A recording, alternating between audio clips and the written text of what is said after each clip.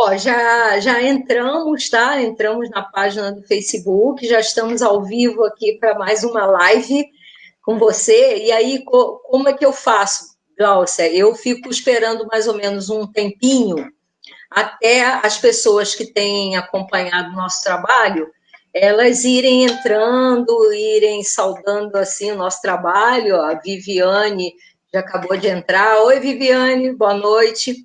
E aí as pessoas vão entrando, à medida que elas forem entrando, aí a gente vai dando esse tempinho a mais para a gente iniciar, tá, Glaucia? Então, tem que esperar um pouquinho aí, que o pessoal, inclusive, é assíduo. O pessoal tem frequentado bastante aqui nossas lives e está sendo bem interessante, sabe? A gente conta com as pessoas, assim, porque a gente tem feito um bate-papo interativo, né? Então, assim, a gente aproveita que as pessoas estão participando da live para somar, né, junto com todos, né? Claro, o convidado e a convidada, que é, no caso, né, hoje você, e aí a gente vai democratizando não só o conhecimento que a gente vai tratar, mas também vai aproveitando e tirando dúvidas, caso algumas pessoas tenham alguma pergunta a fazer, a gente vai podendo esclarecer, né? A Rose também acabou de entrar. Oi, Rose, boa noite. Então, as pessoas vão entrando aqui para a gente poder seguir aí com o nosso trabalho essa noite, tá? Peço que você espere mais um pouquinho, até que todos, a grande maioria, né, que sempre aparece aqui pelas lives, possa estar com a gente para a gente iniciar. E depois as pessoas vão entrando, algumas vão só acompanhando o desdobramento, né, das nossas entrevistas, outros vão assistir depois, porque vai ficar gravado no Facebook, aí outros assistem depois, fazem comentários a respeito, fazem sugestões. A gente tem trabalhado assim, com esse público que está acompanhando a gente nas lives de quinta às 20 horas. Já virou assim um programa de talk show. Porque assim, maravilhoso, né, Sandra? que bom! E a minha, assim, meu elogio, meus parabéns a você pela iniciativa, né? Porque é extremamente importante nesse momento. Não sei se eu posso falar agora, pode? Pode. E, É que a assim, minha amiga realmente Damiana, foi uma... minha amiga Damiana também acabou de entrar, uma amigona, assim, uma pessoa maravilhosa, e a Ana Lúcia, lá do Abrigo, sim, também acabou de entrar, sim. né, dizendo que boa noite, minhas lindas, fofo, e a Damiana também. Oi, Damiana, beijinhos. Ai, mas desculpa, te cortei, pode falar.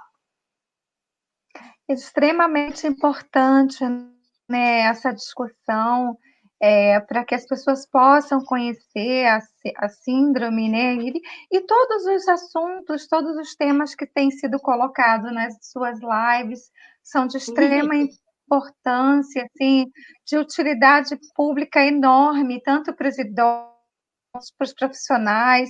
Então, eu vejo assim que vem agregar dentro da geologia as suas lives e dar assistência ao idoso, né? Eu acho que é isso que nós estamos aqui por isso, né?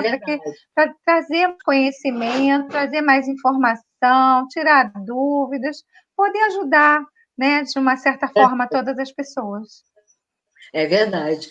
E você tocou num ponto importante. Eu acho que a gente tem assim o compromisso, já que somos especialistas nessa área, de dar visibilidade ao envelhecimento, né? Então, mais do que oportuno nesse momento da pandemia é a gente dar visibilidade ao envelhecimento e dirimir dúvidas acerca desse processo, né?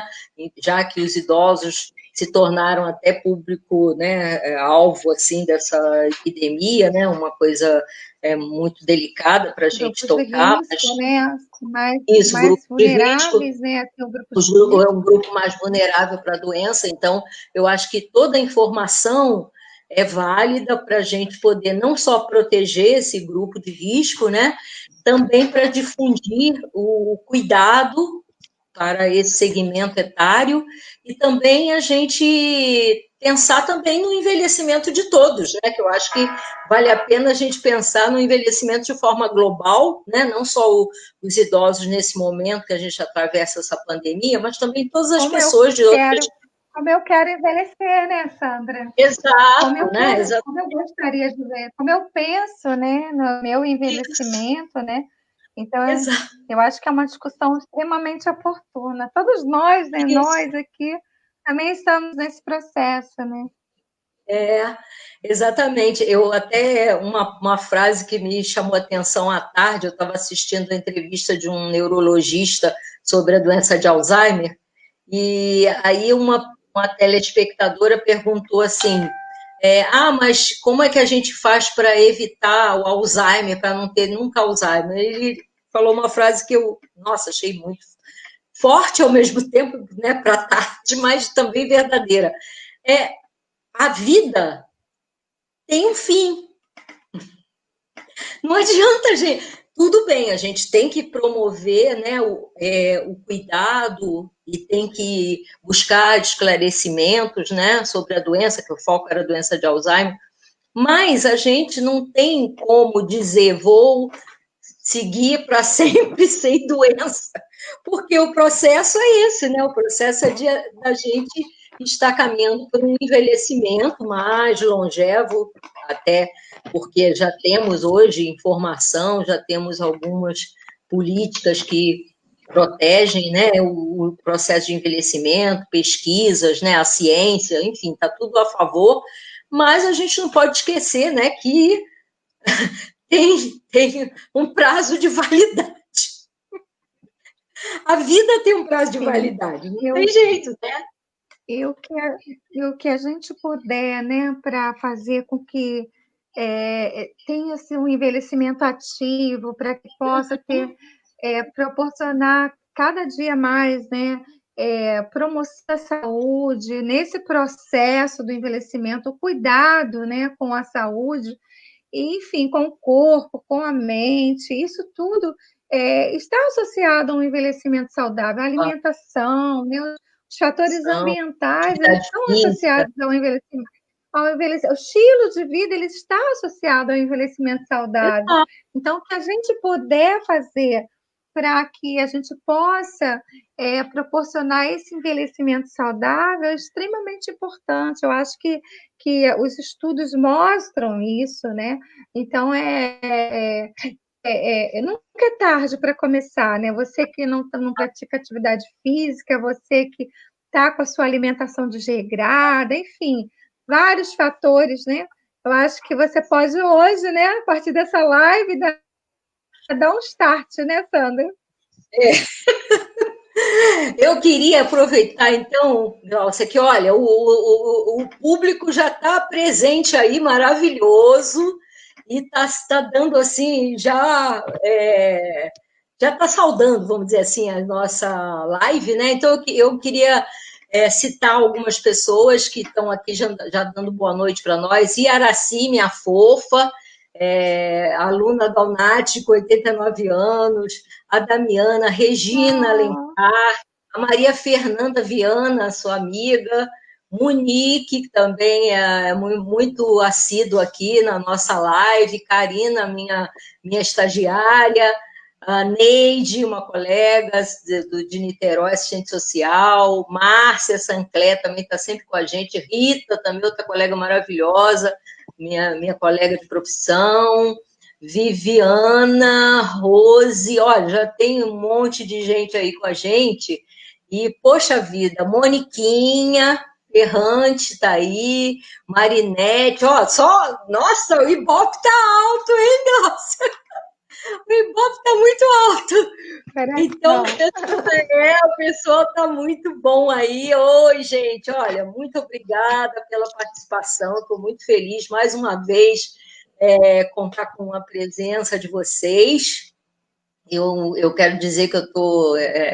cada quinta-feira que a gente faz esse trabalho e que vocês correspondem para que ele seja o sucesso que está sendo, mas eu me sinto, assim... não sei, feliz, vou dizer assim, a palavra é essa que me ocorreu aqui agora, e saber que a gente goza, assim, né, carinho das pessoas, são pessoas amigas, também pessoas que lutam com a gente para que o envelhecimento seja saudável, né, com dignidade saudável. Então, Beth está aí também. Olha, ó, um monte de gente bacana que está chegando. E aí, já que a gente já tem esse grupo, né, Glaucia, aí eu vou aproveitar então já, pessoal, para apresentar aqui a nossa querida doutora Gláucia Campos, mas olha, antes disso tudo, desses títulos que eu darei para ela, quero dizer que ela é minha amiga, uma amiga maravilhosa, uma pessoa carinhosa, uma pessoa delicada, uma pessoa gentil, uma pessoa humana, olha que a gente encontrar, né, público, pessoas assim, nesse momento que a gente está vivendo tão difícil, não é fácil, né, assim, encontrar essas pérolas maravilhosas, mas a Gláucia é uma colega, assim, incrível, uma pessoa que eu tenho um carinho também muito grande e que eu nem sei mais dizer o quanto eu, sei lá, a minha emoção de estar aqui com ela, porque em todos os momentos que a gente esteve junto, nos congressos da SBGG, também na diretoria da SBGG, a diretoria passada nós estávamos juntas, né, decidindo coisas importantes para o envelhecimento, sempre foi um prazer muito grande, a gente voltava junto da SBGG para casa, pegava o metrô, né, Glaucia, juntas, e eu me sinto muito feliz hoje de estar aqui na presença dessa querida amiga, agradecendo, né, a gentileza de estar aqui comigo, né, tirou uma parte da noite dela para estar aqui comigo e com vocês também, né, com todas nós, para que a gente possa falar um pouquinho de um assunto que eu considero até bem relevante, né, nesse processo de envelhecimento, porque é um assunto, não sei depois, Glaucia, me corrija, mas eu entendo que é um assunto que não recebe muito destaque, assim, quando a gente vai falar de envelhecimento e tal, né, a mídia também não dá, assim, muito destaque, mas eu acho que é um assunto que merece, né, uma atenção, até porque quanto mais a gente entender o processo de envelhecimento global, melhor vai ser para a gente poder cuidar da saúde, né? Então, esse tema eu acho super importante, né? E aí eu te sugeri a possibilidade de estar com a gente nesse tema, mas eu quero apresentar a Gláucia para todos que estão aí assistindo a gente. Bom, a Gláucia, ela é nutricionista, né, de formação, ela é especialista em gerontologia, lá pela SBGG, como eu também, estivemos juntas, pós-doutoranda pela Universidade Federal do Espírito Santo, ela é pesquisadora, colaboradora do Laboratório de Envelhecimento Humano, o GeronLab, da UERJ, tá? É um laboratório importante que a UERJ tem desenvolvido pesquisas na área do envelhecimento, e a Gláucia faz parte, assim como uma equipe lá de ponta, que está sempre voltado à pesquisa sobre o envelhecimento. Então, eu queria apresentar aqui a Gláucia, queria que você falasse um pouquinho, Gláucia, de você, para a gente poder, para o pessoal conhecer você melhor, né, para a gente iniciar nosso bate-papo, tá bom? Em primeiro lugar, eu queria agradecer, Sandra, pelo convite, agradecer a presença de todos, né, que estão aqui nos ouvindo. E, assim, eu tenho uma história, né, de amor e de estudo, de muito estudo com a gerontologia. Eu trabalho com gerontologia há 21 anos, né, desde quando eu me formei. E eu, assim, mestrado na Fundação Oswaldo Cruz, depois eu fiz meu doutorado no Instituto de Medicina Social da UERJ, e ambos eu desenvolvi pesquisas na área do envelhecimento e nutrição. Eu analisei dados de composição corporal. No doutorado, eu estudei especificamente a obesidade sarcopênica, e no meu mestrado eu analisei dados de 1.000 idosos do município de Vitória.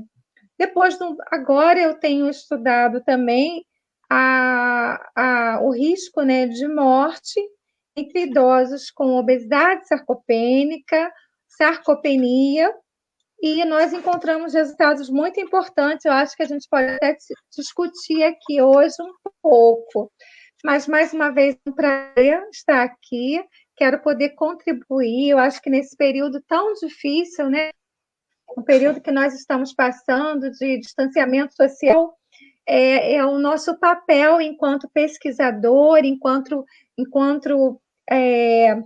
profissional da assistência, né, de estar esclarecendo a população, orientando, trazendo informações que sejam para agregar no dia a dia, na melhora da qualidade de vida, na melhora funcional dos idosos.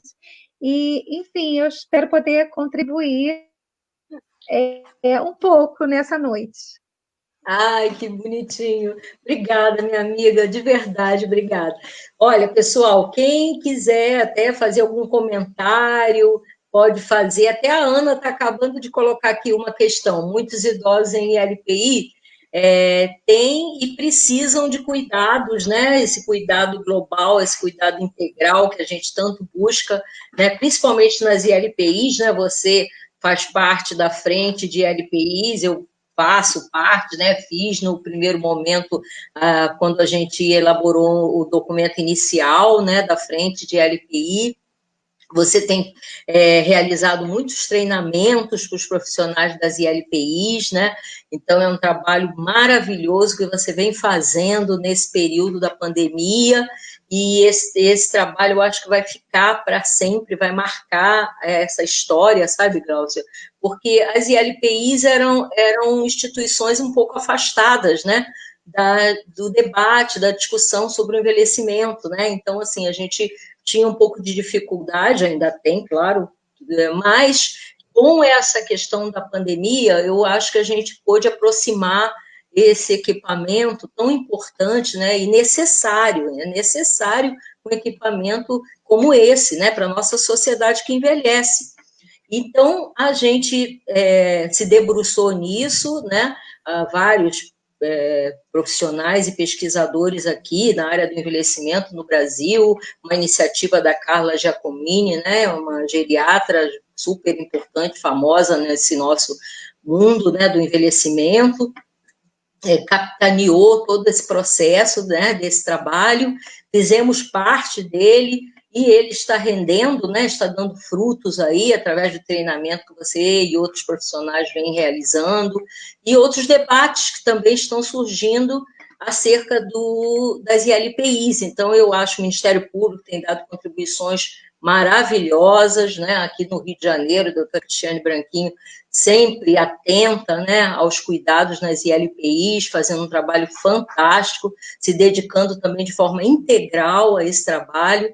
Então, eu acho que tem muita gente bacana, muita gente importante, né? Eu acho que o Rio de Janeiro também tem um trabalho significativo na área do envelhecimento, a gente tem que falar disso aí, né, para o Brasil e para o mundo, né? O Rio de Janeiro não é só problema, o Rio de Janeiro também tem possibilidades, né? A gente tem visto um engajamento, assim, nacional, né, de todos os estados, da região sudeste, então, assim, nós observamos o envolvimento do Ministério Público do Espírito Santo, de São Paulo, sabe, Sandra?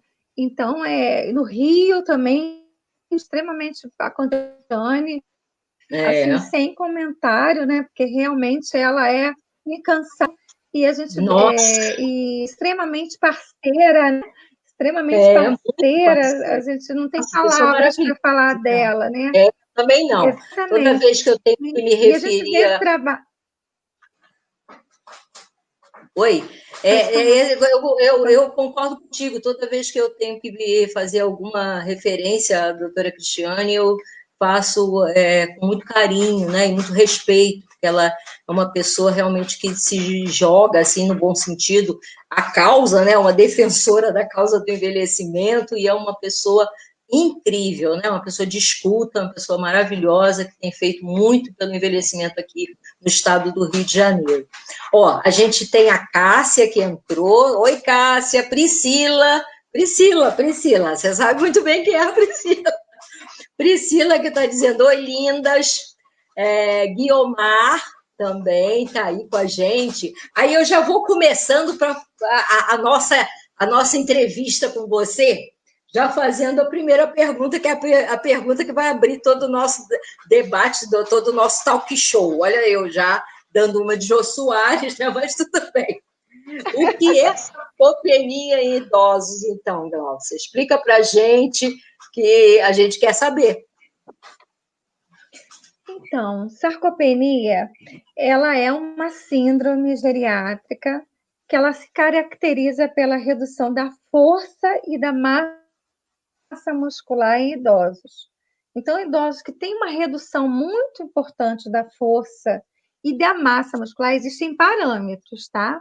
Eu não vou entrar nesse detalhamento, porque isso tem que ser feito por um profissional, né? Geralmente um profissional nutricionista que faz essa avaliação e profissionais treinados, né? Que saibam avaliar através de um equipamento de impedância, através de um DEXA, ou através de um perímetro de panturrilha. Mas ela é basicamente definida assim, como uma síndrome geriátrica que se caracteriza pela redução da força e da massa muscular em idosos. Tá ótimo. E ela tem um impacto muito grande na qualidade de vida do idoso. Ela tem ela pode causar desfechos, consequências muito ruins na vida do idoso. Então, a gente vai discorrer durante a live sobre isso.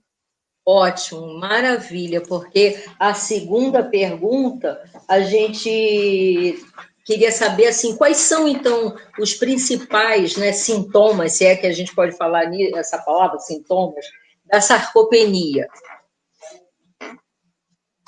Sim, a sarcopenia, ela se caracteriza, o idoso ele começa a apresentar ele se queixa de cansaço, se queixa de não. Você observa quando você vai avaliar o idoso, você observa que ele está levantando de uma forma mais lenta, ele está andando com mais dificuldade, e isso tudo já são sinais de alerta. Não vai fechar o diagnóstico só com a avaliação clínica. É importante você fazer as medidas, você fazer a avaliação da composição corporal e também a avaliação através da força, né? Eu utilizo também a medida da força, que é preconizado, né, pelo consenso europeu, que você utilize a força, mas os sintomas principais são esses. Você observa o idoso que está relatando que está se sentindo fraco, é o idoso que está mais lentificado, geralmente ele fica mais é muito comum você observar idosos com sarcopenia com baixo peso, mas eu também tenho idosos com sarcopenia sem baixo peso. Eu acho que isso tem que ficar claro. Porque, mas doutora, ele está com peso normal. Mas o peso, ele não mostra muita coisa hoje em dia. Hoje em dia, o que tem se falado, o que a gente tem estudado muito, é a composição corporal, são os compartimentos corporais. Então, se naquela avaliação da composição corporal eu vejo que a massa muscular dele está muito reduzida, e eu vejo também, eu faço uma avaliação pelo dimômetro, que ele está com uma força reduzida, isso já me dá uma confirmação de sarcopenia. E associada a todos esse quadro clínico que ele apresenta, né? Existe um instrumento que ele é muito interessante, que deve ser utilizado e eu recomendo que ele seja utilizado nas unidades básicas de saúde para a triagem de sarcopenia, que é um instrumento simples, que tem uma característica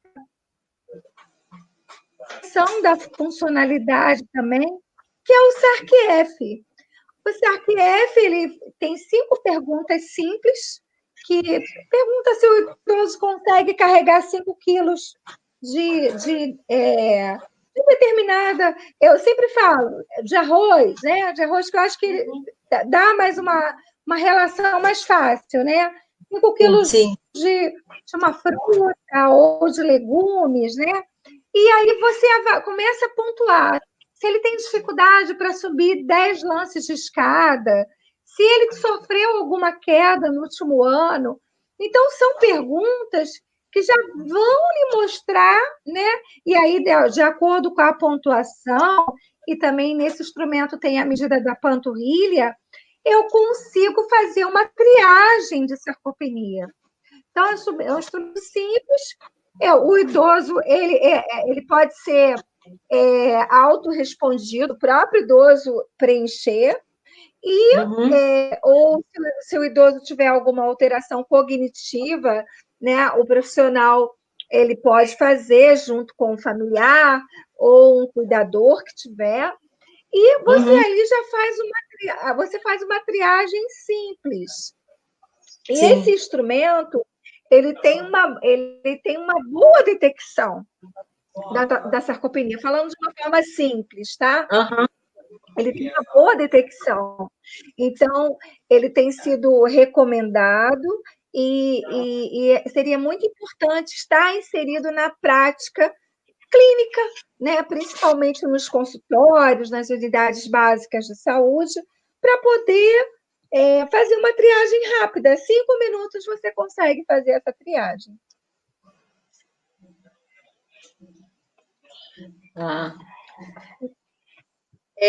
Ficou claro? Ficou, eu acho que sim. É que tem 2 perguntas aqui interessantes. Olha só, a Regina Alencar, ela está dizendo o seguinte, espera aí que eu vou ver aqui, vou pegar direitinho, que aqui já fugiu da minha... Deixa eu ver, Regina Alencar, qual o indicador da idade mais acentuada da sarcopenia? Ela está perguntando. E a Mônica Santoro também pergunta como avaliar a sarcopenia? É através de exames? Então, a Regina está perguntando qual o indicador da idade mais acentuado da sarcopenia, e a Mônica está perguntando como pode avaliar a sarcopenia, se é através de exames. Sim, a avaliação ela é feita através... São vários métodos, né? Então, você pode fazer a triagem pelo SARC-F, que é esse instrumento simples e rápido, que tem 5 perguntas. Depois a gente pode até disponibilizar aqui, né, no Facebook, colocando os devidos créditos, né, do autor que validou, que é o Dr. Tiago Gonzalez, né, ele validou para a população brasileira. E depois dessa triagem, você, se ele tiver com sinais sugestivos, você vai fazer a medida da força. Fazendo a medida da força com um dinamômetro, né, que é um equipamento que pode ser...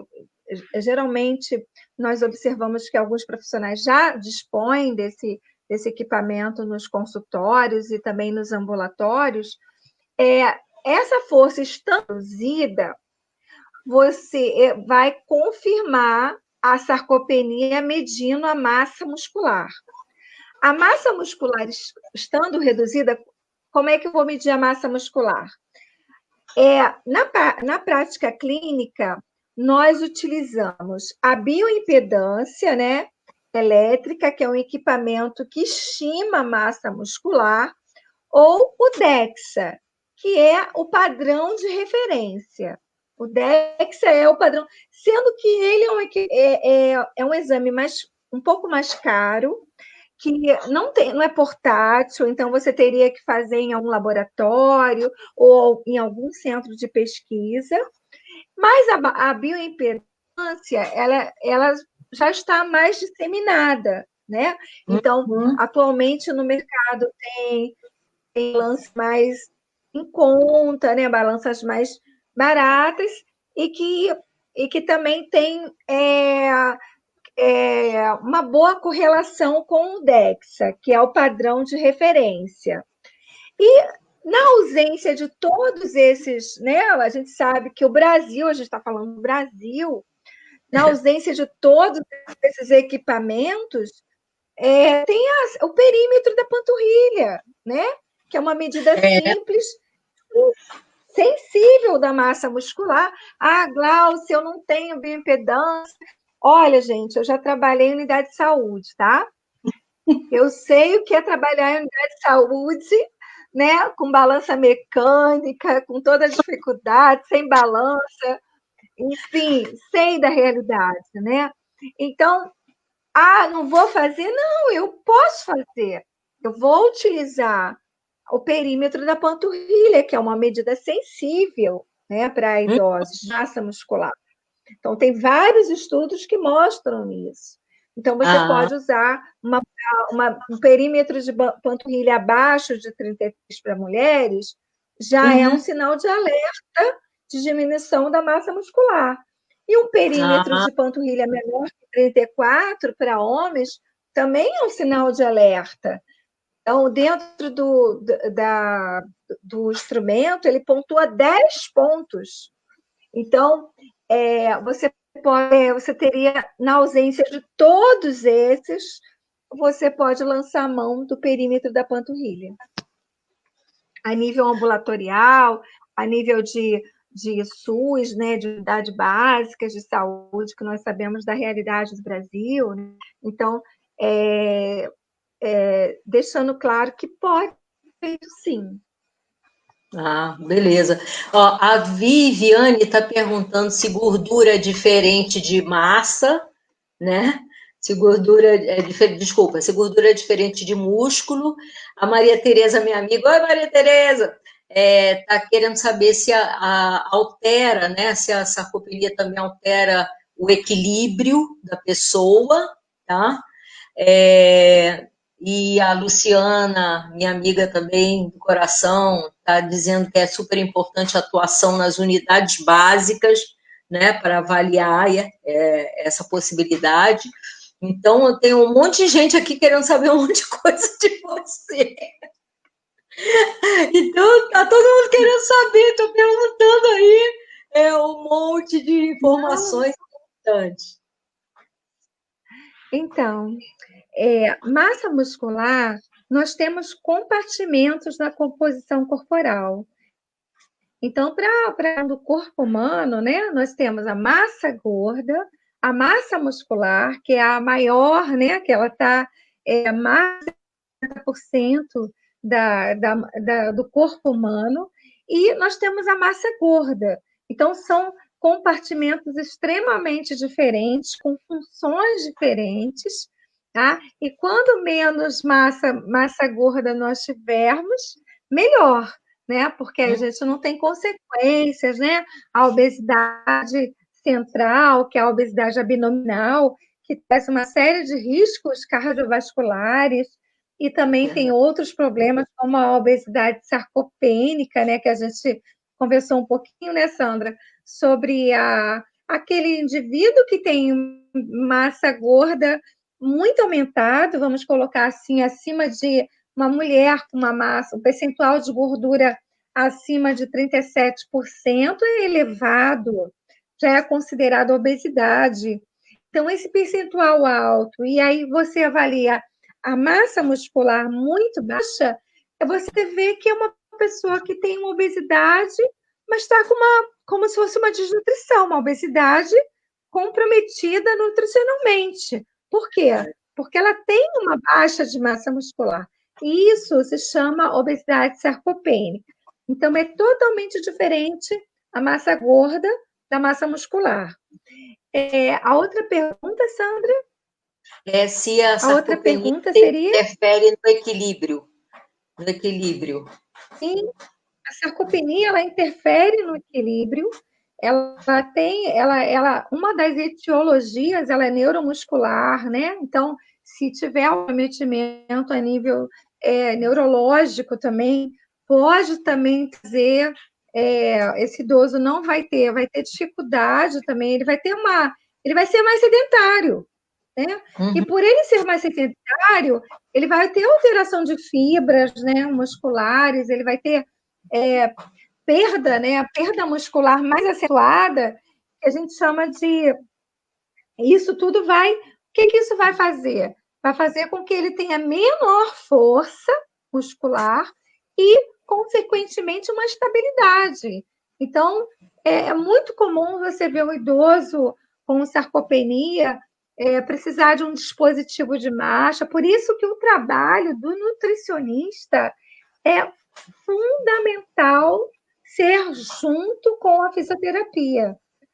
Fundamental, porque nós não conseguimos tratar a sarcopenia sozinhas. Não conseguimos. Nós precisamos, na verdade, em gerontologia, nós precisamos de toda a equipe junta, né, Sandra? E aí, verdade. quando eu falo dos nossos colegas maravilhosos fisioterapeutas, é porque é um trabalho multimodal.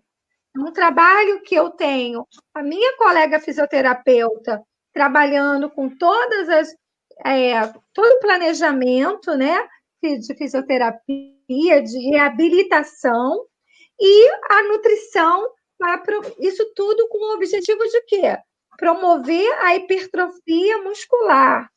Exato. E melhorar equilíbrio, melhorar a marcha, e aí, no caso, os nossos colegas fisioterapeutas. Então, é um trabalho em equipe. Nossa, com certeza. Bom, a Cássia está dizendo que a alimentação e exercícios físicos acompanhado de um profissional é essencial para o tratamento e o acompanhamento dos idosos, não é isso? E também deixa eu ver, teve uma outra pergunta que eu achei importante também. Todas estão, tá, gente? Importantíssimas, tá? Bom, sim, alguém colocou aqui, foi a Viviane. Se pacientes acamados com GTT correm risco maior de desenvolver sarcopenia? Sim. Pacientes acamados são os que têm maior risco de perda de massa muscular. São os pacientes que estão, assim, a gente fala, praticamente, se estiverem fazendo fisioterapia, isso minimiza muito, tá? Por isso que é importante a intervenção precoce. Mas se esse idoso estiver acamado, sem estar fazendo fisioterapia e sem nenhuma intervenção de uma dieta hiperproteica, ele não tendo uma insuficiência renal, hepática, isso tudo tem que ser avaliado, né, caso a caso, de acordo com a história clínica desse idoso, ele perde, e perde muito. Por isso que o profissional tem que ficar atento. Se ele for, principalmente se for acamado, para dar um aporte proteico adequado, né, de acordo com a patologia, de acordo com a condição, né, porque também tem que ter muito cuidado. Se tiver uma desnutrição importante, você não vai poder atingir o VET pleno rapidamente, porque ele pode fazer uma síndrome de realimentação. Mas, gradativamente, você vai atingir e vai traçar no seu plano de cuidados essa intervenção, para que ele venha, a gente venha parar essa perda, ter esse objetivo, né, na terapia nutricional, de interromper a perda de massa muscular e promover um ganho, claro que associado à fisioterapia. Com certeza. E a Sandra também, né? A Sandra, minha colega, também está também sugerindo terapeuta ocupacional, os dois, né? Eu vejo o terapeuta ocupacional mais para reabilitar e tal, mas o que você falou, esse trabalho multiprofissional, todo ele, né, tem uma importância né, nesse cuidado com esse idoso, né? Aí uma outra colega também está colocando sobre a questão da alimentação mais adequada Até a gente vai mais para frente falar disso, eu acho que você vai comentar sobre a questão da alimentação, vamos deixar para mais adiante um pouquinho, né? Mas o que as pessoas estão ressaltando é realmente a atuação multidisciplinar, né, como um conjunto de ações, Sim. né, que vai trazer um ganho a esse idoso, né, para que ele possa estabilizar, né, com relação a isso. Então, os comentários são assim muito legais, as perguntas também estão sendo bem atendidas aí eu queria aproveitar para já fazer a próxima para você, perguntando se existem, você até já comentou isso, existem métodos para medição da massa muscular? Existe algum método bem, né, definido para isso? Até você já passou por essa questão, mas acho que é importante você voltar a ela, até para as pessoas entenderem como que faz essa avaliação, né? Sim, só para assim, responder um pouquinho a algumas perguntas que surgiram no chat, nós precisamos de um trabalho juntos, toda a equipe interdisciplinar. Então, eu Verdade. falei assim, especificamente do físio, né? Porque é aquele que vai estar ali, né, proporcionando, né, as sessões de reabilitação também. Mas nós temos também todos os profissionais da equipe. Se a gente não tiver a enfermagem também para esse paciente acamado, que precisa do cuidado, né, Sandra? Dali de ofertar ou cuidador, os nossos Com cuidadores certeza. também, né?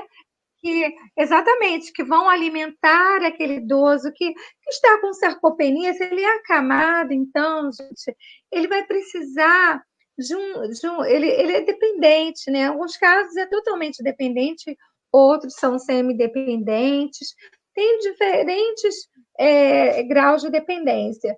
Mas nós vamos precisar de toda a equipe atenta, toda a equipe intervindo, o cuidado na gerontologia, o plano de cuidados é interdisciplinar. Eu quero reforçar isso, tá? Sim, E dizer que eu claro. não consigo trabalhar sem os meus colegas, eu sempre falo isso, eu não consigo. E eu sou assim, eu fico ligando, eu mando mensagem, sabe? Porque eu acho que tem que ser assim. Eu acho que a É gente tem que verdade. trocar, a gente tem que saber, tem coisas que o idoso fala para um profissional e não fala para você.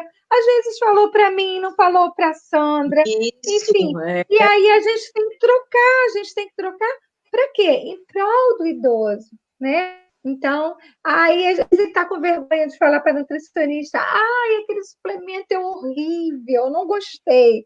Aí ele contou para a cuidadora e a cuidadora já me contou. Então, isso é importante para quê? Para que eu possa rever a conduta. Então, o nosso trabalho eu acho que pode ser até trans, né, Sandra? Eu acho que sim. Transdisciplinar, né? Vamos ousar, né? Está na hora. Mas é verdade, você falou uma coisa importante: o foco é o idoso. Então, todos nós estamos ali para dar realmente contribuição, a nossa contribuição profissional, né, a nossa intervenção, no sentido de que a gente traga, né, a melhor qualidade de vida, o melhor bem-estar a essa pessoa idosa, né? Eu acho que isso é fundamental e a equipe que trabalha com a Geronto, ela tem essa facilidade, né? Esse manejo é muito mais tranquilo, né, do que outras A gente intervenções. A sabe Viviane, trabalhar em equipe. A gente sabe exato, trabalhar em equipe, né? isso mesmo. A Viviane colocou assim: o SUS, em alguns estados, fornece a dieta industrializada para pacientes com indicação. No Rio de Janeiro, essa dieta é fornecida pelo SUS, está perguntando. Quando a família não tem condições de arcar com a dieta industrializada, qual seria a alternativa? Tá, ela está perguntando. E a Ana Lúcia também está perguntando sobre essa dieta integral, né? Se ela ajuda no tratamento da sarcopenia. Então, essas duas estão fazendo essa pergunta sobre as dietas. Sim, no caso da sarcopenia, existem vários suplementos, né, nutricionais. Eu acho que também tem que ser feita uma anamnese alimentar importante para detectar se tem déficit no consumo. Isso é importante, porque você também pode fazer uma correção pela alimentação, pelo alimento, tá? Não necessariamente você tem que suplementar sempre. Eu acho que isso vai ter que ser avaliado caso a caso e geralmente nós suplementamos, porque o idoso ele cursa com uma anorexia do envelhecimento, todo idoso ele come menos do que na idade adulta, tá? Por quê? Porque ele tem um metabolismo basal menor. A taxa metabólica basal dele, por ele diminuir a atividade, os níveis de atividade, ele come menos, né? Então, isso vai acontecer. E aí o profissional tem que avaliar, né, aonde que está sendo esse nutricional, corrigir pela alimentação e avaliar essa suplementação. Porque hoje no mercado existem suplementos, porque a gente sabe que às vezes ele não consegue comer aquela quantidade de proteína que na alimentação comum, né, falando da comida de verdade, ele não conseguiria. Né? Ah, eu não consigo comer um bife médio, doutor, eu não consigo comer um frango, um pedaço de frango normal, eu não consigo, como metade, todo dia eu como metade. Então, você vai vendo, ali já tem menos de 100 gramas, né? Que vai começando a fugir das recomendações, né? Porque nós temos recomendações nutricionais diárias. Então, a partir dali, você vai avaliar suplementar. E aí tem N suplementos no mercado que você tem que avaliar de acordo com o seu idoso, porque não adianta você pegar qualquer um e dar. Né? É muito importante que a gente prove, né? Porque o idoso está dizendo assim, ele é horrível. E aí você prova e é horrível. Entendeu? Então você tem que ter essa. Mas é verdade, Sandra. Você tem que ter esse cuidado. Né? O profissional tem que provar, tem que provar. Eu sou muito rigorosa com isso. Eu falo com os laboratórios que eu quero provar, sempre, na minha prática, nesses anos todos. Eu opino, eu dou opinião técnica, se está gostoso, se não está, o que precisa melhorar. É assim, nós somos técnicos, né? Verdade. Então, dentro dessa linha dos suplementos, hoje nós temos uma gama enorme, né? Melhorou muito. Então, temos. Como os idosos adoram café com leite, né? Adoram, né? E eu também adoro. Então, assim, tem suplemento sabor café com leite, tem cappuccino, tem morango, enfim, todos os sabores, muitos sabores, vou dizer todos, mas isso quer dizer o quê? Isso quer dizer que você tem que avaliar de acordo com a aceitação do idoso, né, para não sair prescrevendo um suplemento que ele não goste, e suplementar. Com relação ao fornecimento, no Brasil, tem alguns estados que fornecem, mas isso tudo é um processo. No caso do SUS, né, para os hospitais, né, alguns hospitais eles recebem nos hospitais, tem algumas ILPIs públicas também, de acordo com o contrato, né, isso aí vai ter que ser visto de acordo com o contrato. E LPIs particulares, geralmente os idosos que compram, né? Mas, assim, essa informação seria muito importante buscar no seu município, né? Dentro do seu município, porque isso é uma variedade. Tem locais que fornecem, tem locais que não fornecem. Então, eu não vou, assim, afirmar para você, porque eu sei que tem muitos estados, municípios que fazem, que dão essa programas de assistência domiciliar, né, Sandra? Que dão. Com certeza, né, sabe disso. Isso. Mas isso é importante você buscar essa informação em cada órgão, porque isso está variando muito, né? A gente sabe que essa crise também econômica, então, assim, eu não sei nesse momento como é que está. Então, é muito importante você buscar a informação no seu estado e no seu município. Ai, que ótimo, boa dica mesmo. Bom, a Ana está dizendo que não gostou do Nutrem Café com Leite, não gostou. E você, como você disse, né? A Mônica aqui até queria saber, mas eu acho que você já respondeu, né? Como elaborar, nutricionista elaborar a alimentação, qual seria o melhor suplemento para a sarcopenia, mas eu acho que você já deixou até claro, né? E aí, A só gente para é, falar sobre a percepção da Ana, essa percepção é muito subjetiva, porque é, os idosos são heterogêneos. Então, tem idosos que adoram o sabor, o Nutrem café com leite. Então, eu, por exemplo, algo que detesto morango. Eu detesto então, morango. então, todos nós, não só os idosos, né, gente? Vamos falar de. A gente sabe que o idoso é heterogêneo, sabemos disso, tá? Ponto. Não adianta. A maioria, a gente sabe que é a maioria, mas tem idosos que não gostam, mas tem muitos idosos que gostam. Então, eu acho que ter saído essa opção, e tem suplementos hoje no mercado sem sabor, né? Que isso foi um Uhum, coringa, né? Que saiu, foi é, maravilhoso, porque aí a é gente sim. consegue colocar no café com leite, consegue colocar no café com leite, consegue colocar na sopa, consegue colocar numa dieta Suco, né? pastosa. Eu tinha uma idosa maravilhosa, que eu tenho um carinho especial por ela, por todos, tá, gente? Eu tenho um carinho por todos. Mas ela falava assim para mim: ai, eu posso tomar na água? Pode. Se ela quer tomar na água, ela vai tomar na água. Então, é a escuta que é importante. A gente ter essa Exatamente. escuta porque para que a gente possa atingir o objetivo de tratar, né? De adesão. Até Yaraci colocou aqui agora, eu valorizo muito a minha primeira refeição, que é o café com leite com pão integral.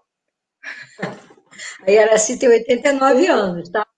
Ela diz que valoriza bastante isso, né? É, a Cássia diz o seguinte, que é ideal que esses suplementos sejam de acordo com o paladar de cada idoso. É o que você meio que colocou, né? Essa sua orientação aos fabricantes, né? Para eles poderem fazer mais dentro de uma realidade, né? Porque a gente não pode ficar, né, comendo coisas que não tem nada a ver com a realidade. Aliás, até os brasileiros, né, o Glaucio, tinha uma alimentação maravilhosa, que era o feijão, o arroz, a proteína, o legume, né, ou a verdura. E isso foi os ovos, né? se distanciando, né, de uma tal forma, né, que ficou difícil, né, uma alimentação tão simples, né, e tão barata, vamos dizer assim, né, e tão nutritiva, né, que é o feijão, o arroz, a proteína, a O verdura e os feijão, o legumes. feijão, o feijão e o arroz, ele tem uma ração completa.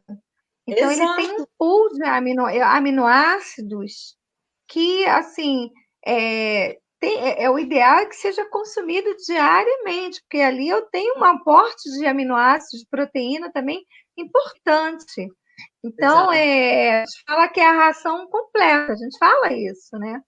Exato, exatamente.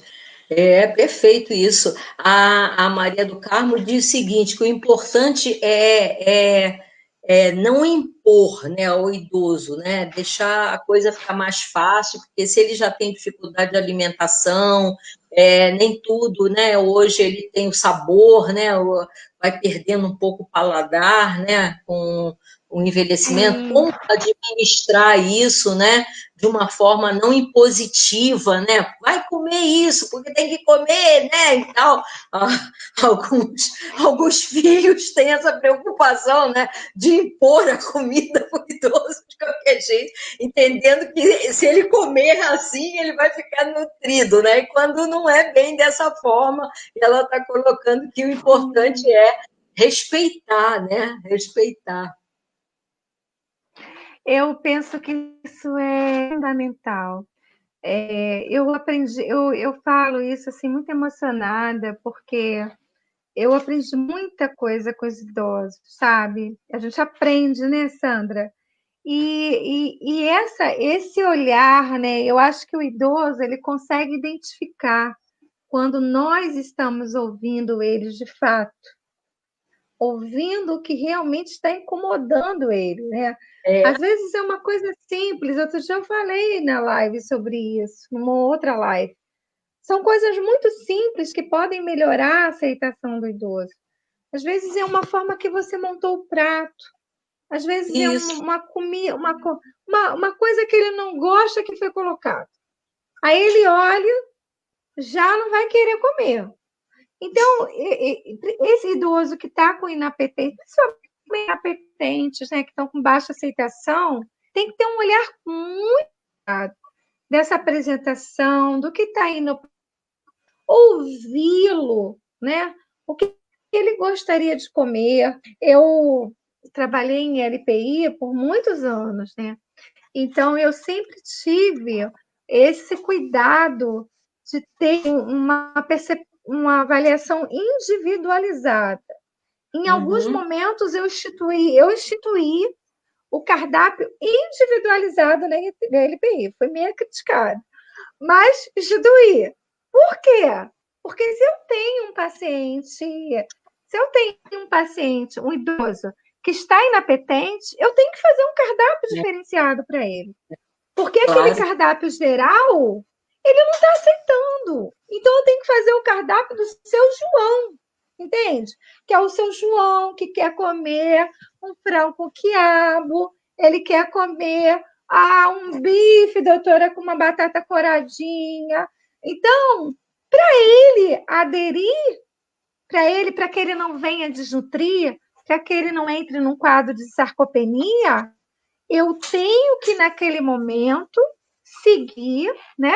A ter essa sensibilidade, ter a técnica, né? Porque a orientação é pacientes inapetentes, a gente sabe que eles são mais frágeis, né? Porque eles já estão ali com alguma comorbidade, aí falando já com perda ponderal, com cansaço, enfim, com aquela característica de um idoso frágil e necessitando de um olhar diferenciado para que sim, uma apresentação. E eu sempre gostava, olha, vamos botar a bandeja bem bonita, vamos colocar algo mais bonito nessa bandeja, que ele olhe e ele se sinta, veja que aquilo ali foi feito com muito cuidado para ele e com muito exato. carinho.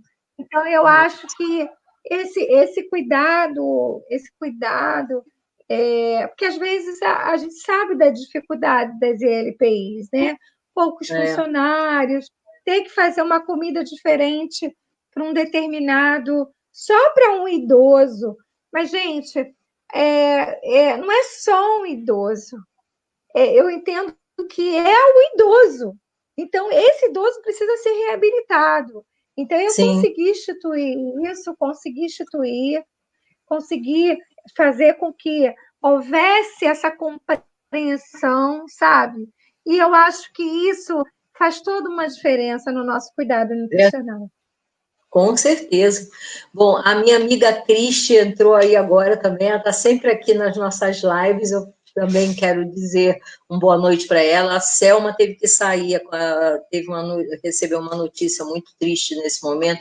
Selma, força, tá? Que tudo dê certo aí.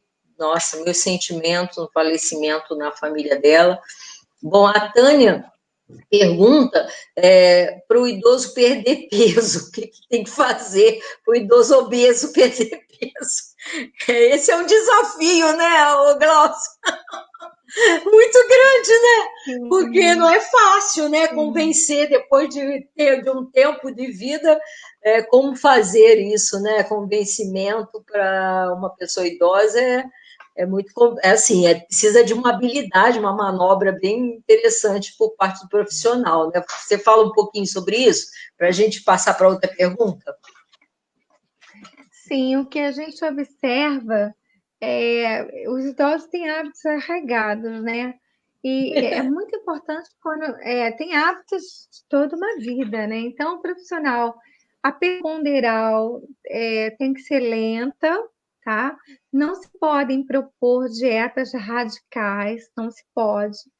É, essa redução do valor, aporte calórico tem que ser gradativa, a perda ponderal bem lenta e contínua, sendo que nesse idoso tem que ser muito monitorado a massa muscular. Por quê? Porque esse idoso obeso, se não tiver um controle da composição corporal, ele pode estar perdendo massa muscular. Então, é extremamente importante você entrar com um aporte, uma dieta hiperproteica, para que ele não perca a massa muscular e fazer o ajuste para que ele perca gordura, massa gorda. Então, isso é extremamente importante. Eu concordo, Sandra, que a mudança de estilo de vida ela é difícil não só para os idosos, mas como um todo, né? A gente tem visto a obesidade como uma epidemia mundial, né? E isso tem uma prevalência muito alta de obesidade em idosos, muito, tem aumentado muito, Sandra. E agora, com o advento na última década, deve ter sido falado muito, da obesidade sarcopênica. Então, outra síndrome que a gente pode falar num outro momento, né, que é bem detalhado, mas falando assim, que é possível, eu já tive idosos que conseguiram, tá? Mas os idosos que estão muito determinados, sabe? Isso isso não é muito o sucesso do Nutri. Eu penso assim, eu penso que o Nutri, a nutricionista, ela tem um papel fundamental, mas o idoso tem que querer, ele tem que entender. A gente faz o convencimento que ele saia daquele estágio de pré-contemplação para ação. Para que ele vá realmente. Eu quero pré-contemplação, eu quero emagrecer, tá? No pré. Mas para ação, como é que eu vou agir? Então, é aí que o profissional entra. E esse trabalho é muito importante também que seja feito um trabalho disciplinar, né? Um trabalho com a psicologia. Os educadores físicos são extremamente importantes, porque eles. Exatamente. Então, assim, tendo essa equipe, né, ali junta, nesse objetivo de reduzir, claro, e aí, gente, é muito importante ressaltar, eu falo isso várias vezes, porque os estudos mostram que essa perda de peso ela tem que ser muito bem monitorada, tá? Não pode ser assim, o idoso perdeu 10 quilos em um mês, está totalmente errado. Tá? Não é por aí. Isso pode causar até um risco. Isso pode causar risco até de morte. Sério. Então, tem que ser bem lento, bem devagar. Sabe? Primeira consulta, você já tem que falar isso, tá? É um tratamento longo e é uma mudança de estilo de vida e incorporar hábitos alimentares novos, porque também vai ter que incorporar. É claro que a gente também não vai ser radical, né? Isso também não pode ser também, porque senão ele não vai seguir, tá? Ele não vai querer aderir à prescrição. E essa proposta, né? É uma proposta de mudar estilo de vida. Muito bom. Bom, a Cássia até disse que tinha um paciente, né? Teve um paciente que não podia consumir açúcar e que fazia só frutas na sobremesa, então ela criava sobremesas, né? Recriava nas frutas, né? Possibilidades para abacaxi, banana assada, enfim, fazia lá as mudanças para dar aquela, né, atrair, né, o idoso que não podia comer açúcar mesmo, né, para que ele pudesse se alimentar. Colocar uma canela, né? Colocar uma canelinha na banana assada para diminuir a vontade de comer o doce, né? Tem várias estratégias, né? Exatamente, várias Tem estratégias. estratégias. Tem muita pergunta aqui para você. Nossa, tem muita pergunta. Perguntas, inclusive, relacionando diabetes e insuficiência renal também ao contexto da sarcopenia, as causas da sarcopenia. E eu queria até pedir para você associar essa questão das causas com fatores de risco de sarcopenia em idosos, tá? Queria que você respondesse isso. Minha amiga Ana Lúcia também está parabenizando a gente aí, pelo trabalho. Oi, obrigada, Ana, valeu, você é uma queridona, obrigada mesmo. E aí, queria pedir para você falar desses fatores de risco, né, da sarcopenia em idosos, né, que eu acho que é bem interessante você fazer essa abordagem. Então, os fatores de risco, né, assim, o que pode, falando um pouquinho das causas, né? Então, o idoso, ele tem uma diminuição da síntese proteica, né? Ele tem alteração da síntese, ele tem uma resistência anabólica que eu preciso aumentar o aporte de proteínas. Então, ele tem redução da síntese e uma resistência anabólica. Então, eu preciso aumentar. As recomendações de proteína para o idoso são maiores, tá? Do que para o adulto. E a dieta é hiperproteica. Sendo que teve uma pergunta falando da insuficiência renal. Na insuficiência renal, é um outro olhar, tá? Então, esse paciente com insuficiência renal, se for um tratamento conservador, não vai poder ser uma dieta hiperproteica. E aí o profissional nutricionista vai ter que avaliar esse idoso e não é o mesmo tratamento para sarcopenia do idoso sem insuficiência renal, tá, gente? É muito importante isso, ter esse cuidado, porque ele pode ter uma piora da insuficiência renal. Tá? Então, isso é muito sério. Até mesmo nós sabemos de muitos relatos de pessoas tomando suplemento assim, recomendado por outras pessoas, né?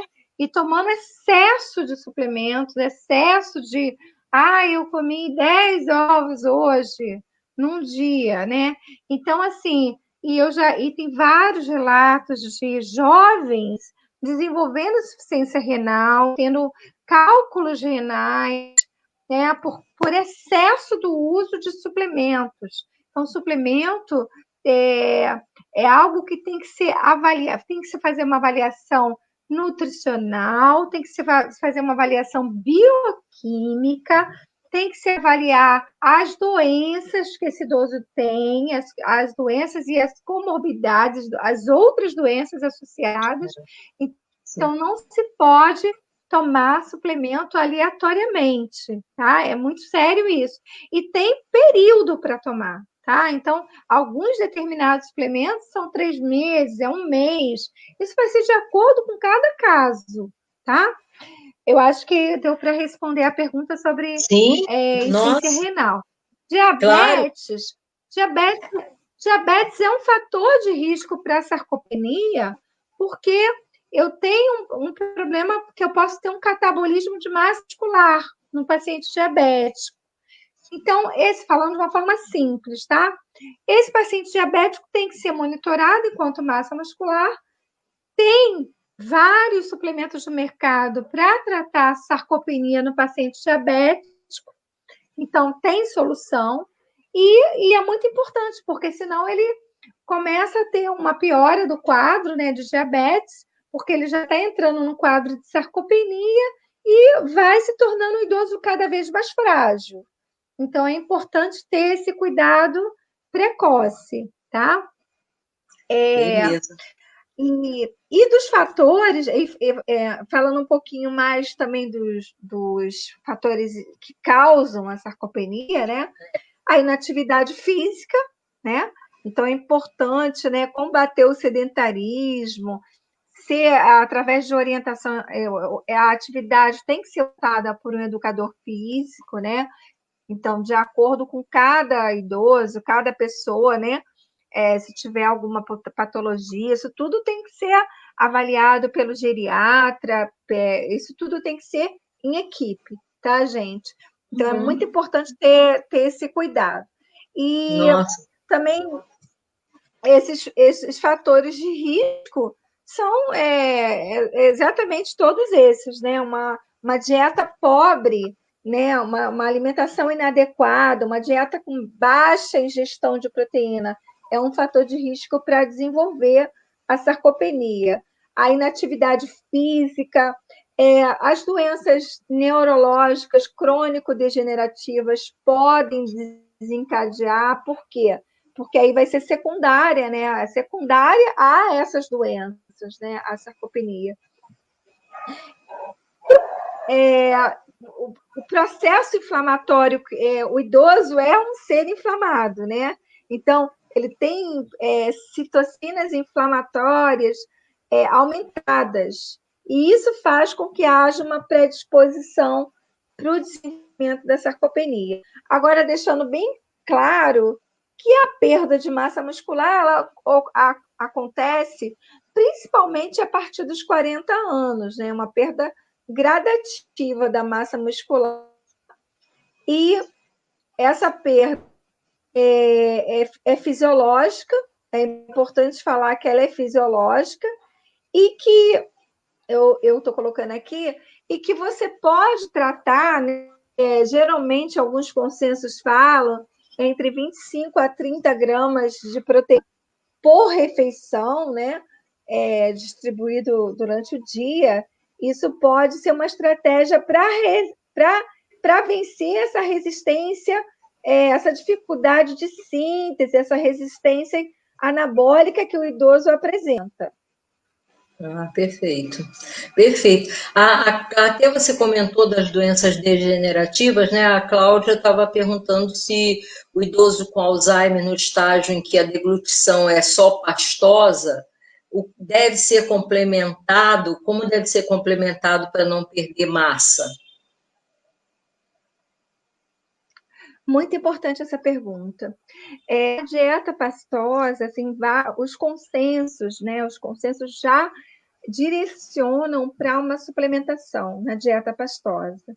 Então, esse idoso que está em dieta pastosa, claro que você vai avaliar o estado nutricional desse idoso, tem que ter o estado nutricional. E seguindo os consensos, você pode suplementar sim, porque você tem uma perda muito grande com a dieta, uma perda de nutrientes, o aporte energético é menor, o valor energético, você entre logo com uma suplementação para que esse idoso não venha entrar num quadro de desnutrição ou de risco nutricional, entende? Uhum. Beleza. Claro? Bom, aí eu... desculpa, te interrompi, pode falar. Não, eu perguntei se foi claro. Sim, eu acho que sim. O pessoal está amando aqui, a nossa live está maravilhosa, gente. São tantas perguntas e o pessoal continua entrando até, já estamos até caminhando para o final. A Lília, minha querida Lília, né, que é filha da Terezinha, que foi da UNAT durante muito tempo, a Lília também foi, está sempre com a gente também. Bom, aí eu queria perguntar para você, porque a gente já está caminhando assim para terminar a nossa live, como combater a sarcopenia, né, que é uma coisa importante, e na verdade vem junto como evitar o aparecimento, né, as duas coisas estão juntas. Depois eu queria que você falasse alguma coisa sobre estudos de perfil, né, de idosos com sarcopenia, se você tem alguns estudos aí para comentar com a gente, mas... e uma pergunta importante, Glaucia, que eu gostaria que você esclarecesse. A sarcopenia está associada à queda dos idosos? Porque a queda é um desafio, né? Um desafio para nós que trabalhamos com pessoas idosas, né? A questão da queda hoje é até um programa do SUS importante, né? Prevenção de quedas. E é recorrente quedas em idosos, né? A gente sabe disso. E eu queria pedir a você para fazer um esclarecimento nesse sentido, porque eu acho que vale muito a pena tratar dessa questão da queda, né? Da queda em idosos. Sim, ela tem vários estudos que estão associando a sarcopenia a quedas, inclusive no último consenso europeu foi falado dessa associação, que é extremamente alta. Então, realmente tem que se tratar, tem que se prevenir, se tratar a sarcopenia, porque a perda de massa muscular, principalmente nas pernas, nos membros inferiores, é muito mais rápida, principalmente em homens, tá?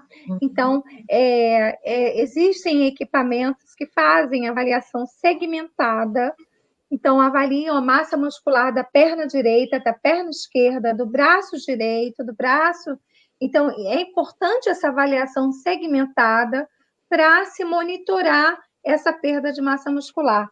E aí, o idoso que tem uma perda de massa muscular importante a nível de membros inferiores, ele vai ter menor estabilidade, ele vai ter mais dificuldade para ter o equilíbrio, e realmente isso tem sido assim, inúmeros estudos mostrando essa associação com quedas e com incapacidade funcional. Uhum. Então, tem associação, inclusive no instrumento, né, de triagem, há uma pergunta se o idoso sofreu queda, né? Então, tanta importância que entra na triagem da sarcopenia, entende? Então, ela realmente acende uma luz muito grande se esse idoso está sofrendo queda. Isso já pode sinalizar, tá, gente? Para uma possível sarcopenia. Nossa, a Neide, Ficou ela faz claro? Nossa, claríssimo. A Neide faz um questionamento, se a sarcopenia é só uma doença exclusiva de idosos.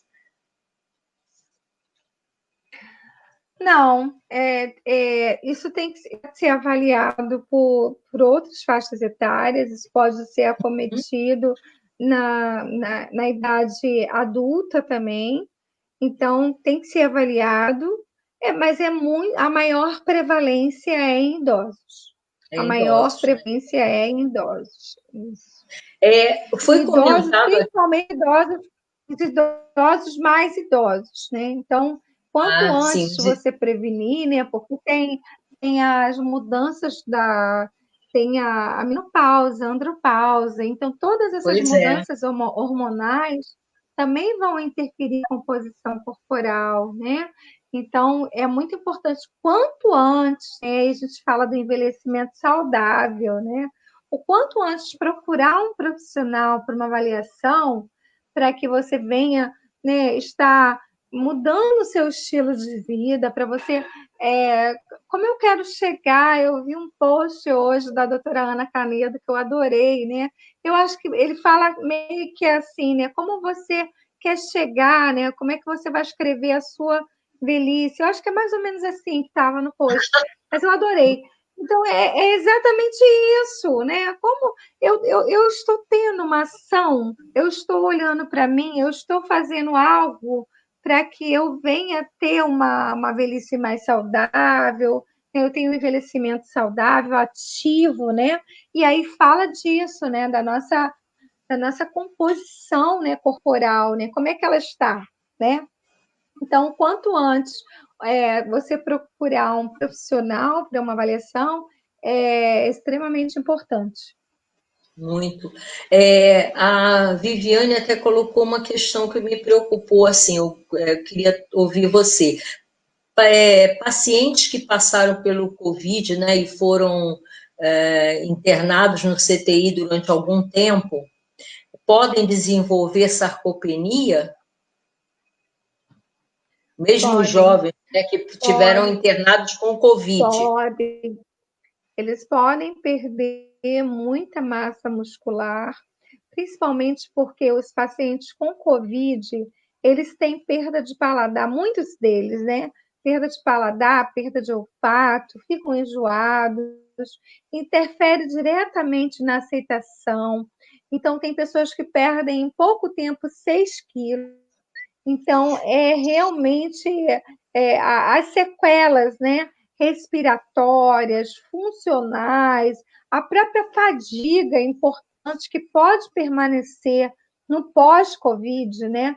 Então, é muito importante que o profissional, importante que a pessoa, né, que tenha tido, né, procure também um profissional porque pode ter entrado num quadro, né? Pode ter perdido muita massa muscular.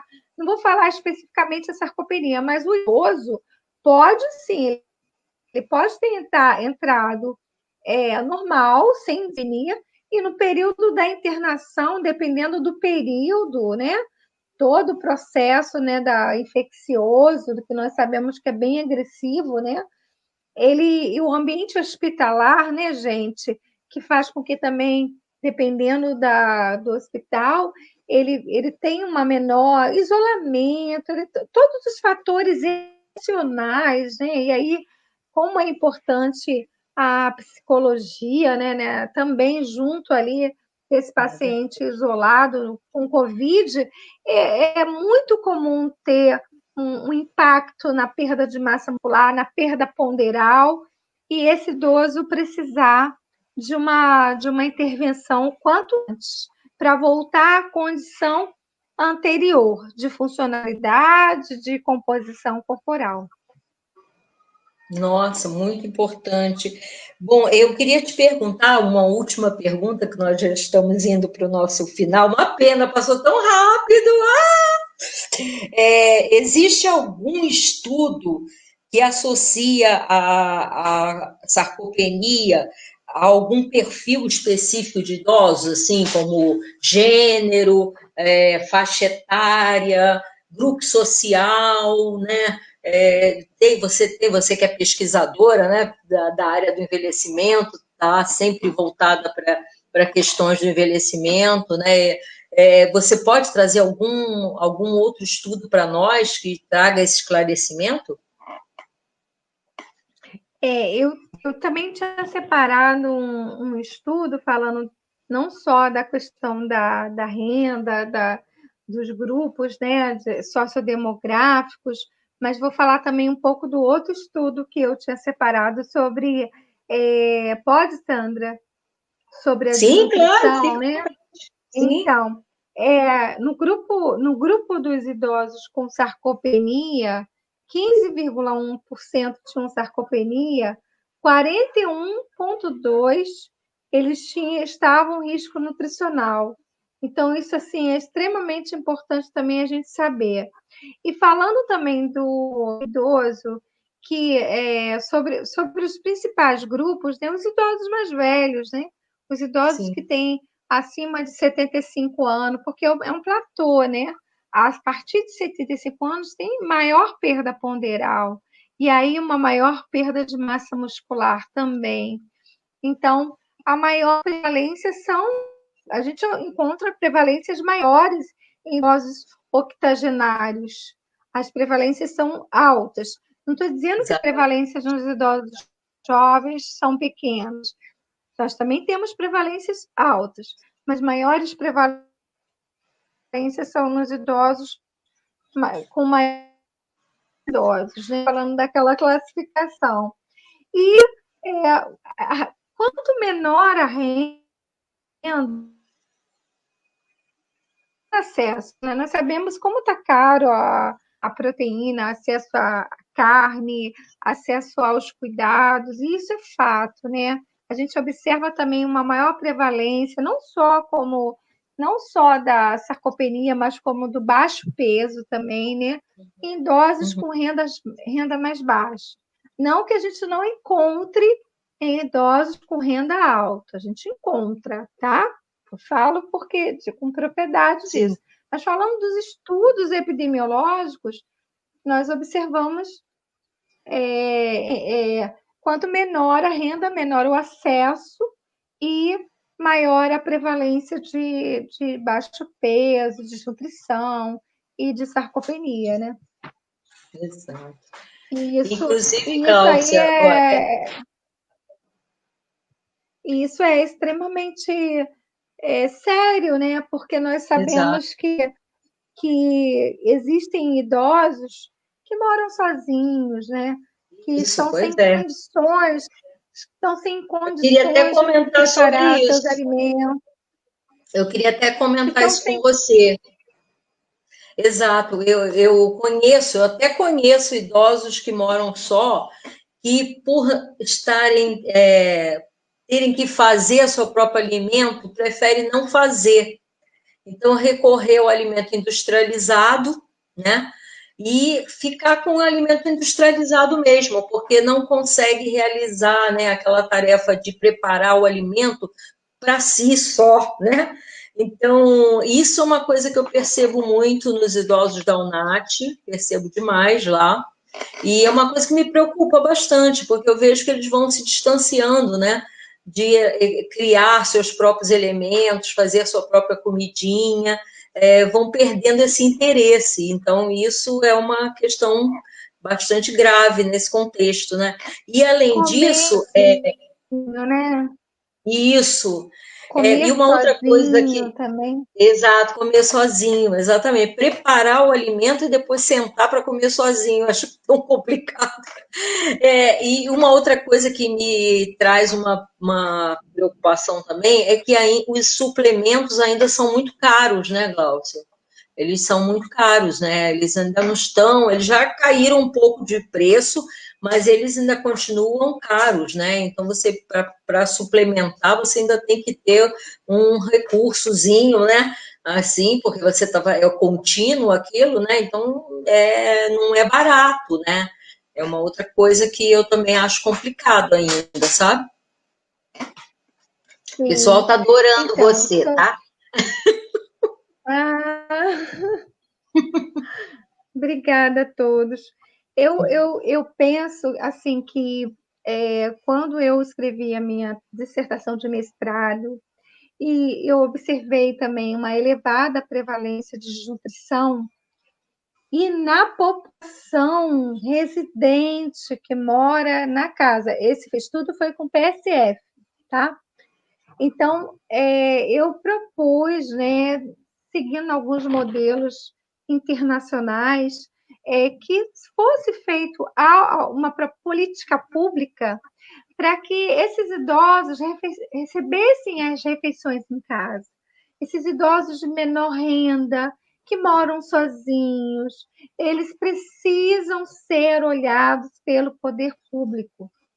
Então, quando eu escrevi, eu pensei nessa possibilidade, alimentação sobre rodas, né? Que seria cadastrar todos esses idosos que não têm. Por quê? Porque a maioria, eu fui voluntária, né? Quando eu iniciei minha carreira, eu fui voluntária no Centro de Saúde de Irmão Simval Farias. Eu tenho muito orgulho de falar isso. Trabalhei com o professor Mário Sayeg, né? Nosso querido Mário Sayeg. Maravilha! E, assim, nem fala que eu fico emocionada. E ali eu trabalhava com a população de Manguinhos. Então, eu vi muita coisa, né? E o quanto é necessário se ter ações para olhar realmente. Por quê? Porque tem idosos que moram sozinhos e não têm vontade de comer. Eles não têm Uhum. vontade nem de preparar a comida. Eles querem fazer um lanchinho, né? Ou comprar alguma Ou coisa ir ali no fácil, né? quilo, né? Ou ir no quilo, que a, Ou ir no quilo. Não, e a no Lili quilo eu até acho que é colocou até mais. isso, no quilo, No né? quilo eu acho que é até mais chique. Eu estou falando do idoso de baixa renda Esse que não não, não dá Não é, mesmo. Sandra? A gente está falando de um modo geral. Então, É verdade. exatamente. E eu penso que para se combater, falando de dados epidemiológicos, né, essa desnutrição que ainda é prevalente em idosos que moram nas suas casas, que moram Verdade. muitas das vezes é a única renda para sustentar a casa toda, né? Ainda é outra discussão isso, né? Eles precisam desse olhar né, para que recebam a alimentação, sejam cuidados, né, pessoas que contribuíram sua vida toda à sociedade. Então, nós temos que verdadeiramente valorizar os nossos idosos e ter políticas públicas para que a gente possa Estado nutricional, promover qualidade de vida, melhorar a condição de saúde dos idosos. Né? Então, isso seria uma proposta, né? Que isso já é feito em vários países fora do Brasil fazem isso, e surte muito efeito, né? Surte efeito, por quê? Porque o idoso que não tem o que preparar, que tem a situação, tá, gente? Isso é real. Né? Eu acho que nós que trabalhamos em geronto, eu já atendi desde o idoso mais humildezinho, né, da comunidade, até o idoso mais alta renda. Então, eu acho que é bom a gente isso. Então, é bom a gente ter esse comprometimento com todas as classes, né? Claro, com certeza. Então, eu acho que isso é um ponto crucial, que já fiz muitas visitas no domicílio em comunidades carentes, já vi muitas coisas assim, de não ter nada na geladeira.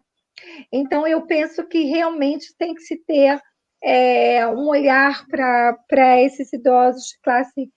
Por quê? Porque isso vai piorar a condição nutricional do idoso, vai aumentar a gravidade da desnutrição, o perfil, a imunidade desse idoso vai cair, enfim, vai ser um efeito cascata. Isso. Né? Exatamente. Trazer eu sei que fugiu um pouquinho, mas é uma discussão importante. E essa colocação, esse olhar seu, né, que já eu conheço você muito bem, você é uma pessoa muito humana, né? Esse olhar, nossa, ele faz uma diferença muito grande nesse processo.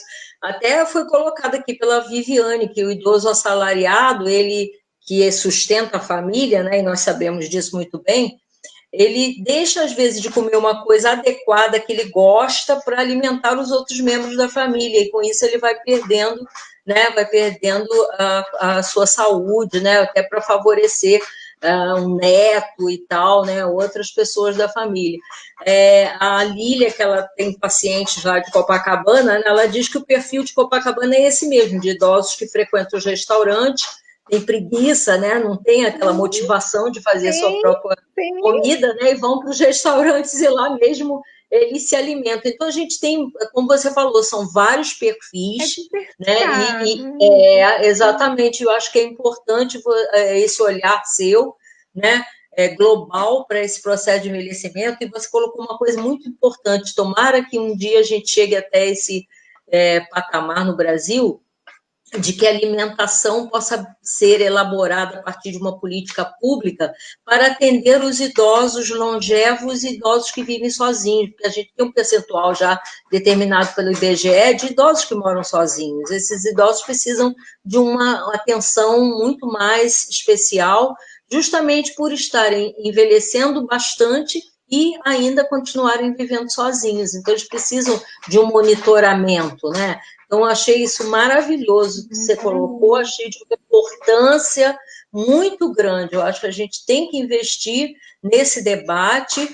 A Lília está falando que seria um sonho, mas não é sonho não, Lília. A gente pode lutar por isso, sim, e conquistar esse ideal, com certeza, né? Já que o Brasil, né, atravessa até esse momento, né, esse processo de envelhecimento, não é, Glaucia?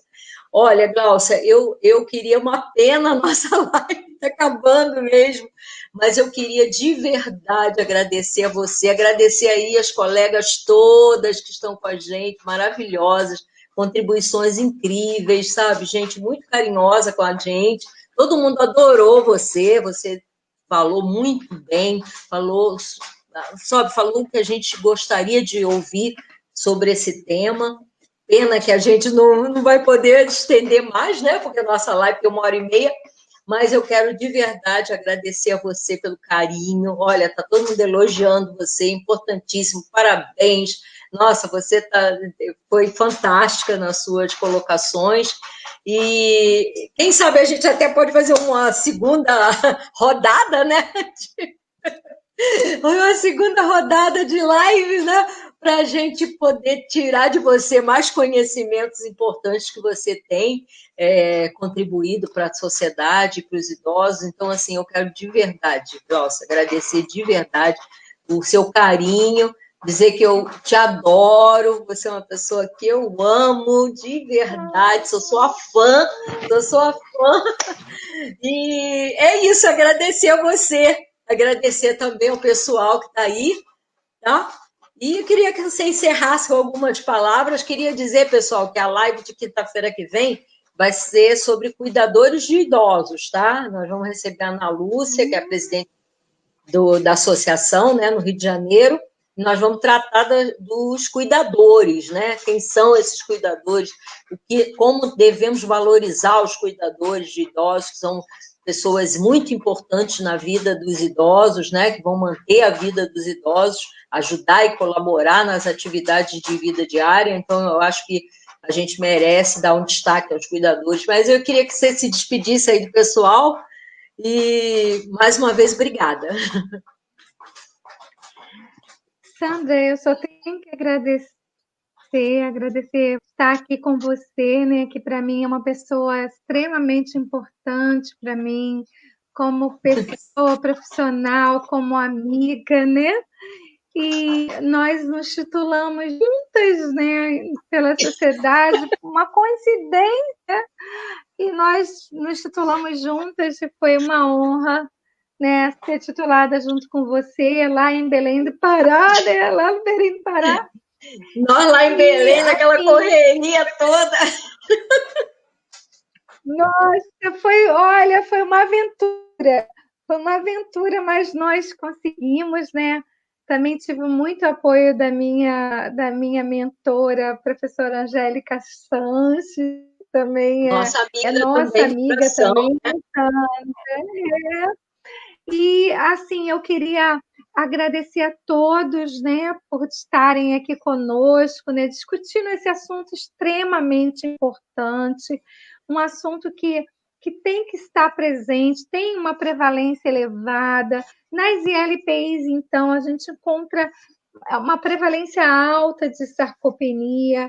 Então, que todos possam realmente se aprofundar nesse conhecimento, buscar mais conhecimento para poder multiplicar esse conhecimento, né, Sandra? Que eu acho que essa live é para o Brasil, né? Então, eu acho que isso é importantíssimo. Me coloco à disposição para aparecimento. Eu também tenho o Facebook, né, Sandra? Meu Facebook é Glaucia Campos, meu e-mail é glauciacampos2017@gmail.com. Se tiverem mais dúvidas, podem me perguntar, podem mandar pela Sandra, eu respondo. E muito obrigada mesmo. Olha, Glaucia, valeu mesmo. É uma quinta-feira maravilhosa, chuvosa, um friozinho gostoso, bem a cara da Glaucia, e com esse acolhimento maravilhoso, né, seu e das nossas colegas, das amigas, só amigas, tem amigos, claro, mas quem está aqui dando sua contribuição junto com a gente são as nossas queridas amigas, viu, Glaucia? Um beijo, gente, um beijo maravilhoso. Um beijo para as idosas, dos idosos da UNAT, que eu também amo de paixão, tá? Queria mandar isso. Eu sou aluna da UERJ, sou cria da UERJ, né? Estudei, fiz meu doutorado na UERJ e eu sou apaixonada pela UNAT. Ai, que lindo. Obrigada, amiga. Beijo para você, tudo de bom. Pessoal, até quinta. Obrigada de verdade pela participação, viu? Tchau. Tchau.